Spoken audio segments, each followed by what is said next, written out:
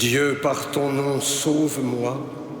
Rends-moi justice par ta puissance. Dieu, entends ma prière. Écoute les mots que je dis. Au nom du Père et du Fils et du Saint-Esprit, la grâce de Jésus notre Seigneur, l'amour de Dieu le Père et la communion de l'Esprit Saint soient toujours avec vous.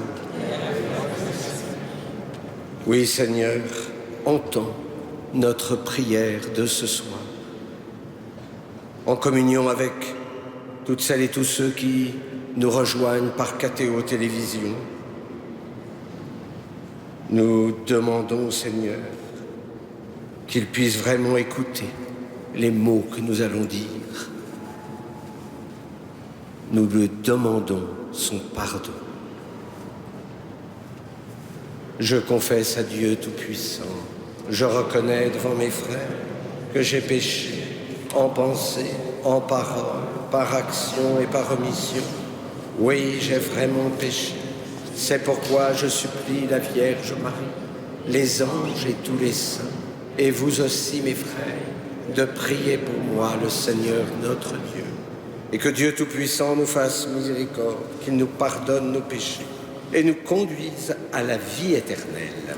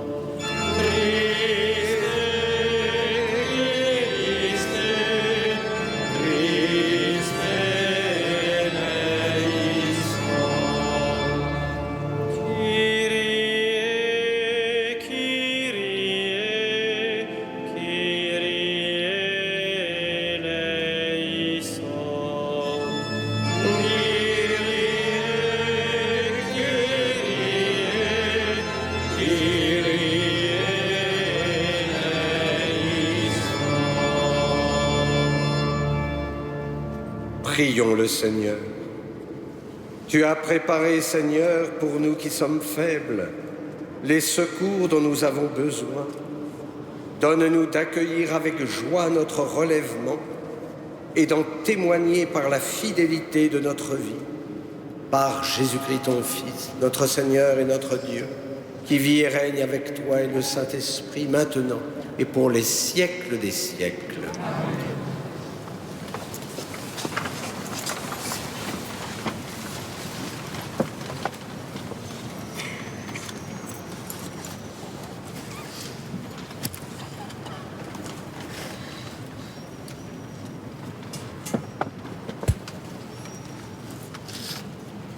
Lecture du livre de la sagesse. Les impies ne sont pas dans la vérité lorsqu'ils raisonnent ainsi en eux-mêmes. Attirons le juste dans un piège, car il nous contrarie. Il s'oppose à nos entreprises. Il nous reproche de désobéir à la loi de Dieu et nous accuse d'infidélité à notre éducation. Il prétend posséder la connaissance de Dieu et se nomme lui-même enfant du Seigneur. Il est un démenti pour nos idées, sa seule présence nous pèse, car il mène une vie en dehors du commun. Sa conduite est étrange. Il nous tient pour des gens douteux, se détourne de nos chemins comme de la boue. Il proclame heureux le sort final des justes et se vante d'avoir Dieu pour Père. Voyons si ces paroles sont vraies. Regardons comment il en sortira. Si le juste est fils de Dieu, Dieu l'assistera et l'arrachera aux mains de ses adversaires. Soumettons-le à des outrages et à des tourments. Nous saurons ce que vaut sa douceur. Nous éprouverons sa patience. Condamnons-le à une mort infâme, puisqu'il dit « quelqu'un interviendra pour lui ». C'est ainsi que raisonnent ces gens-là, mais ils s'égarent. Leur méchanceté les a rendus aveugles. Ils ne connaissent pas les secrets de Dieu. Ils n'espèrent pas que la sainteté puisse être récompensée. Ils n'estiment pas qu'une âme irréprochable puisse être glorifiée. Parole du Seigneur.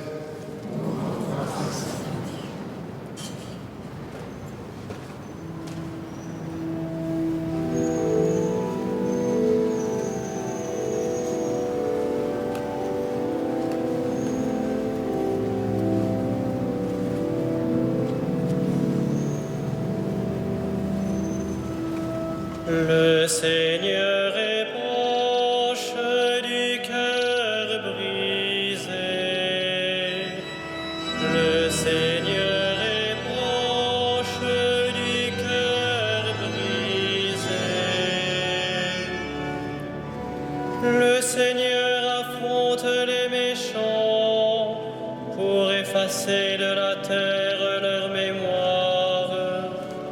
Le Seigneur entend ceux qui l'appellent, de toutes leurs angoisses, il les délivre. Le Seigneur est proche du cœur brisé. Il est proche du cœur brisé, il sauve l'esprit abattu. Malheur sur malheur pour le juste, mais le Seigneur chaque fois le délivre. Le Seigneur est proche du cœur brisé. Il veille sur chacun de ses os, pas un ne sera brisé. Le Seigneur rachètera ses serviteurs, pas de châtiment pour qui trouve en lui son refuge.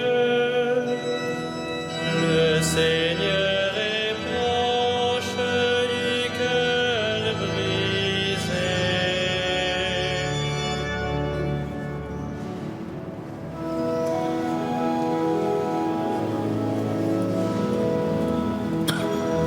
Ta parole, Seigneur, est vérité, et ta loi délivrance.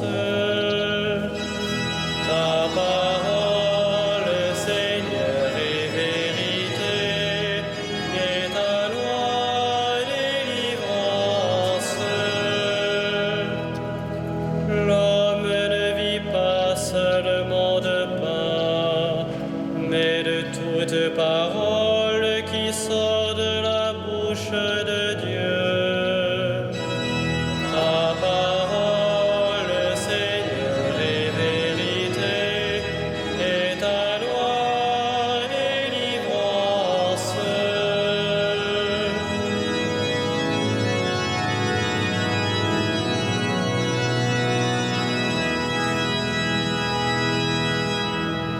Le Seigneur soit avec vous. Évangile de Jésus-Christ selon saint Jean. Gloire à toi, Seigneur. En ce temps-là, Jésus parcourait la Galilée. Il ne voulait pas parcourir la Judée car les Juifs cherchaient à le tuer. La fête juive des Tentes était proche. Lorsque ses frères furent montés à Jérusalem pour la fête, il y monta lui aussi, non pas ostensiblement, mais en secret. On était déjà au milieu de la semaine de la fête quand Jésus monta au temple, et là il enseignait. Quelques habitants de Jérusalem disaient alors « N'est-ce pas celui qu'on cherche à tuer ? Le voilà qui parle ouvertement et personne ne lui dit rien. Nos chefs auraient-ils vraiment reconnu que c'est lui le Christ ? Mais lui, nous savons d'où il est. Or le Christ, quand il viendra, personne ne saura d'où il est. » Jésus, qui enseignait dans le temple, s'écria « Vous me connaissez, vous savez d'où je suis. Je ne suis pas venu de moi-même, mais il est véridique, celui qui m'a envoyé, lui que vous ne connaissez pas. Moi, je le connais parce que je viens d'auprès de lui, et c'est lui qui m'a envoyé. » On cherchait à l'arrêter, mais personne ne mit la main sur lui, parce que son heure n'était pas encore venue. Acclamons la parole de Dieu.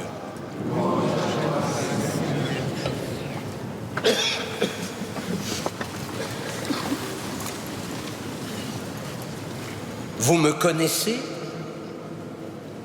Vous savez d'où je suis? Quel regard je pose sur le Christ? Les habitants de Jérusalem savent qu'il vient de Nazareth. Que peut-il sortir de bon de cette petite bourgade? Les Juifs ne voient que la nature humaine, mais le Christ n'est pas une nature. C'est une personne en deux natures, vrai Dieu et vrai homme. Les premiers conciles œcuméniques nous ont donné le vocabulaire pour avoir une christologie équilibrée. D'où vient le Christ? Il vient du Père. Les Juifs croient connaître le Père, mais c'est bien le Christ qui est la plénitude de la révélation. Qui m'a vu, a vu le Père. C'était le désir irréalisé de Moïse. Avec le Christ, désormais, nous pouvons voir Dieu. Et nous savons, cette vision est source d'immortalité. Seul le Fils connaît le Père, puisqu'il vient d'auprès de lui. Mais sa mission est bien de nous le faire connaître, parce que cette connaissance est un chemin de divinisation. La vie éternelle, c'est qu'ils te connaissent, toi et celui que tu as envoyé. Cette connaissance, c'est celle du cœur. Il s'agit de se laisser habiter par la Trinité, ou comme le demande le Christ, il s'agit de demeurer. Demeurer dans son amour, dans sa parole, en nos cœurs. N'ayez crainte, cela n'empêche pas le travail théologique qui nourrit notre foi. Mais la véritable connaissance est un engendrement. Il faut entrer progressivement dans le mystère de Dieu. La Lectio Divina, l'oraison, nous font entrer dans cette connaissance. Et c'est ainsi que je deviens l'ami du Seigneur. Mieux, je deviens le juste dont vient de parler le livre de la sagesse. Et c'est alors que nous devenons des signes de contradiction à la suite du Christ. Tout simplement parce que nous dérangeons. Oh, non pas parce que nous donnons des leçons de morale, mais parce que notre vie, notre témoignage, mettent dans la lumière et éclairent les ténèbres, le lieu du mensonge. Pourtant, il nous faut bien vivre cette béatitude. Heureux serez-vous si l'on vous insulte, si l'on vous persécute à cause de moi. Nous n'avons pas à avoir peur, car Dieu ne peut pas nous abandonner. Et c'est là où il nous faut peut-être persévérer, nous attacher peut-être un peu plus au Christ. Comment ne pas penser ce soir à tous nos frères d'Orient et d'ailleurs, persécutés à cause de leur attachement au Christ. Mais alors quel est leur secret? La foi en la résurrection. Nous le savons, les martyrs reçoivent immédiatement la couronne de gloire. Mais si, aujourd'hui nous ne sommes pas encore martyrs, mais si nous sommes des témoins transfigurés par la sainteté, nous serons nous aussi comblés par cette gloire de Dieu. C'est l'espérance, cette espérance qui nous fait aussi tenir jusqu'au bout. Et tout cela est vécu dans la charité. Oui, notre vie doit être théologale. Notre vie, elle est enracinée dans le Christ. Pas de châtiment pour qui trouve en lui son refuge. Oui, redisons dans notre prière ce verset du psaume 33. Offrons-nous sans réserve au Christ, avec confiance et abandon. Amen.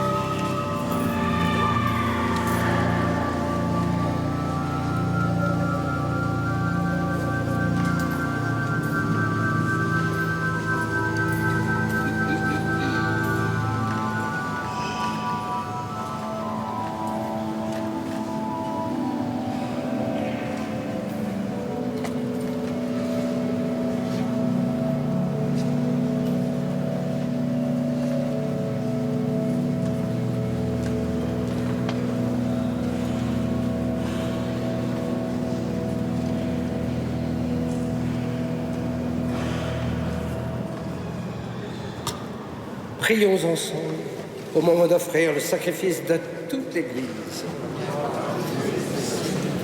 Que ces mystères dont la force nous purifie, Seigneur Tout-Puissant, nous acheminent en nous purifiant encore jusqu'à la source dont ils descendent par Jésus, le Christ, notre Seigneur. Le Seigneur soit avec vous. Élevons notre cœur. Rendons grâce au Seigneur notre Dieu. Vraiment, il est juste et bon de te rendre gloire, de t'offrir notre action de grâce toujours et en tout lieu. À toi, Père très saint, Dieu éternel et tout-puissant, tu accueilles nos pénitences comme une offrande à ta gloire, car nos privations, tout en aberçant notre orgueil, nous invitent à imiter ta miséricorde et à partager avec ceux qui ont faim. C'est pourquoi avec les anges et les archanges, avec les puissances d'en haut et tous les esprits bienheureux, nous chantons l'hymne de ta gloire et sans fin nous proclamons.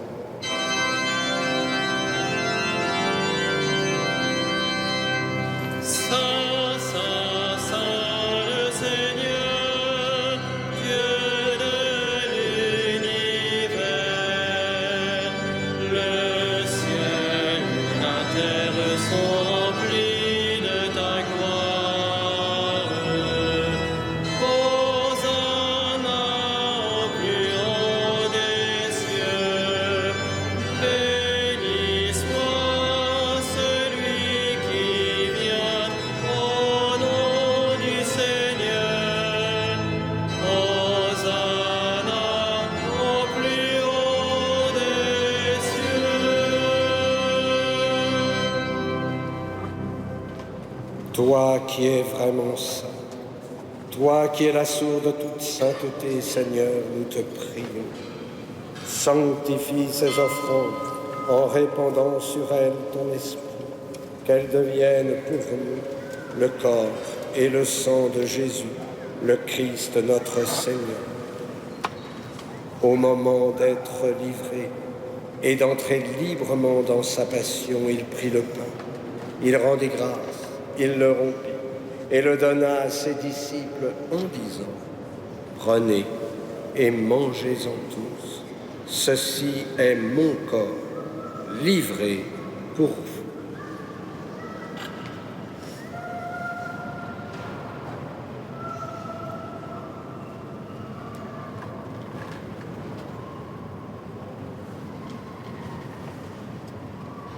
De même, à la fin du repas, il prit la coupe. De nouveau, il rendit grâce et la donna à ses disciples en disant : « Prenez et buvez-en tous, car ceci est la coupe de mon sang, le sang de l'alliance nouvelle et éternelle, qui sera versé pour vous et pour la multitude en rémission des péchés. Vous ferez cela en mémoire de moi. »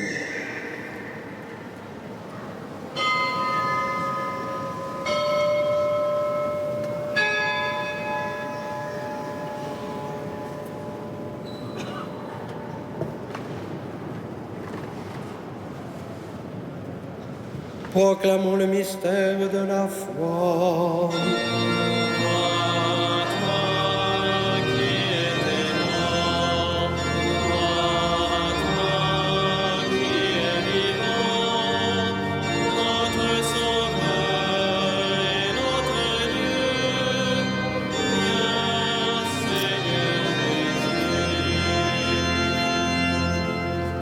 Faisant ici mémoire de la mort et de la résurrection de ton Fils, nous t'offrons, Seigneur, le pain de la vie et la coupe du salut. Et nous te rendons grâce, car tu nous as choisis pour servir en ta présence.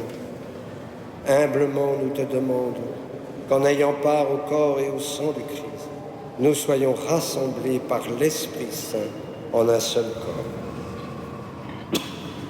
Souviens-toi, Seigneur, de ton Église répandue à travers le monde. Fais-la grandir dans ta charité, avec le pape François, notre évêque André et tous ceux qui ont la charge de ton peuple. Souviens-toi aussi de nos frères qui se sont endormis dans l'espérance de la résurrection et de tous les hommes qui ont quitté cette vie. Reçois-les dans ta lumière auprès de toi. Sur nous tous, enfin, nous implorons ta bonté, plus particulièrement sur Maria qui est malade. Permets qu'avec la Vierge Marie, la bienheureuse Mère de Dieu, de Saint Joseph, son époux, avec les apôtres et les saints de tous les temps qui ont vécu dans ton amitié, nous ayons part à la vie éternelle et que nous chantions ta louange par Jésus-Christ, ton Fils bien-aimé. Par lui, avec lui et en lui, À toi, Dieu le Père Tout-Puissant, dans l'unité du Saint-Esprit, tout honneur et toute gloire pour les siècles des siècles.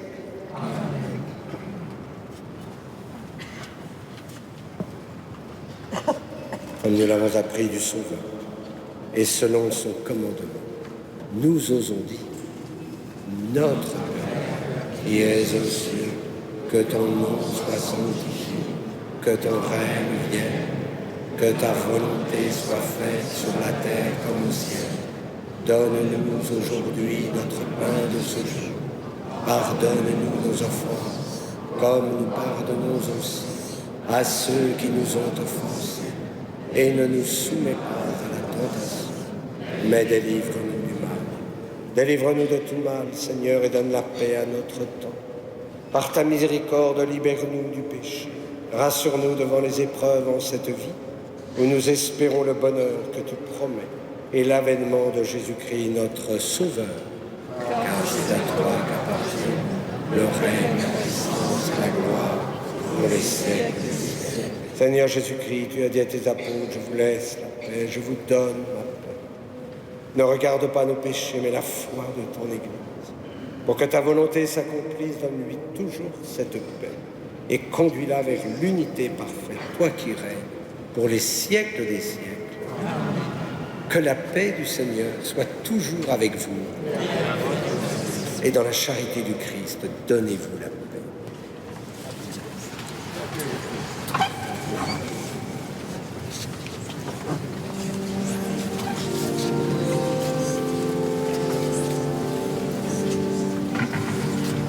Agneau de Dieu qui enlève le péché du monde, en pitié de nous.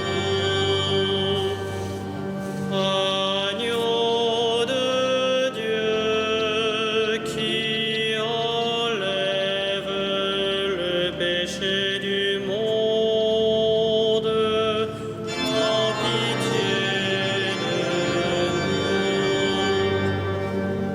Agneau de Dieu qui enlève le péché du monde, donne-nous la paix. Heureux les invités au repas du Seigneur. Voici l'agneau de Dieu qui enlève le péché du monde. Seigneur, je ne suis pas digne de te recevoir, mais dites seulement une parole et je serai guéri.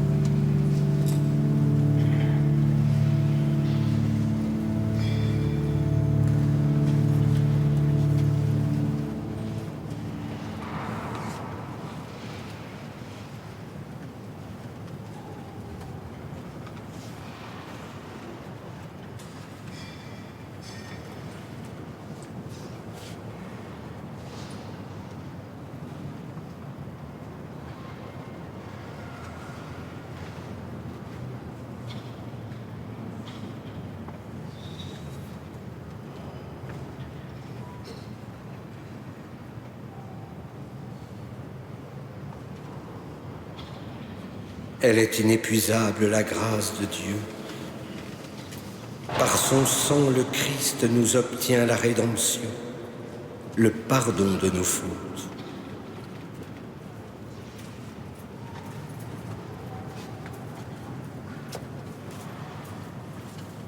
Prions. Nous t'en prions, Seigneur, nous qui allons du passé vers ce qui est nouveau. Fais-nous quitter ce qui ne peut que vieillir. Mets en nous un esprit de renouveau et de sainteté par Jésus, le Christ, notre Seigneur. Amen. Le Seigneur soit avec vous. Que Dieu Tout-Puissant vous bénisse, le Père, le Fils et le Saint-Esprit. Amen. Allez dans la paix du Christ. Nous rendons grâce à Dieu. Et comme nous le faisons chaque soir dans cette cathédrale, nous nous tournons vers Notre-Dame. Nous nous confions à elle. Nous confions toutes celles et tous ceux qui prient avec nous.